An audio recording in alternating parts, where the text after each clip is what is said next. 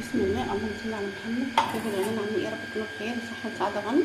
النهارده هنعمل غدوة سريعة واقتصادية في نفس الوقت. أول حاجة معايا هنا وركين قطعتهم 4 قطع. تمام. بطاطس برضو حمرتها،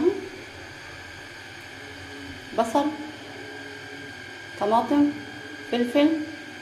تمام. كل ده عشان ما اطولش على حضراتكم انا حمرته. يلا نشوف هنعمل ايه.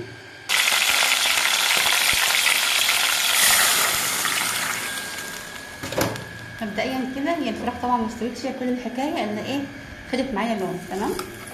فهنزلها هنا الاول تاخد شويه كده ايه، يعني 5 دقايق غلينا ان شاء الله، وبعدين ننزل بالباقي. تمام.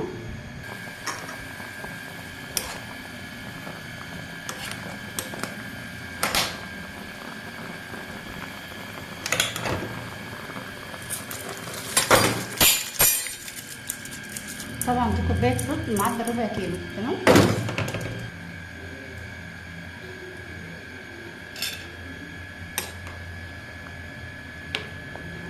يبقى اول حاجه احنا حمرنا الفراخ، بعد كده اخدت لون، ونزلنا بقى الاول ايه، طبعا دي الفلايه.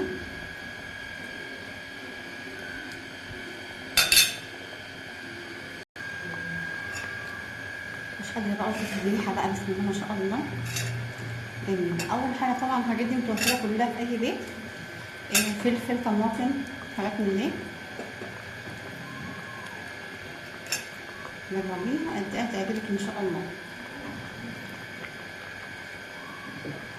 اخيرا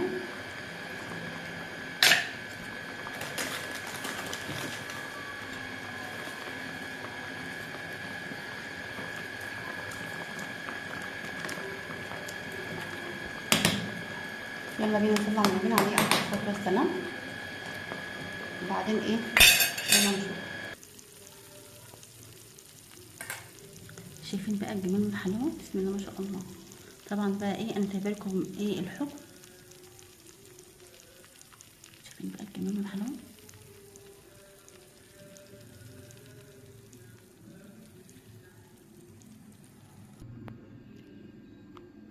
بسم الله ما شاء الله، الريحه جايبه لاخر الشارع، وكمان ايه دايبه دوب. بسم الله ما شاء الله.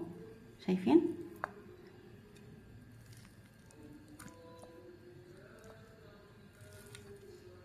دايبه دوب. كل حاجه بسم الله ما شاء الله جاهزه اهي، وفي نفس الوقت كمان ايه، في حله واحده. ايه رايكم؟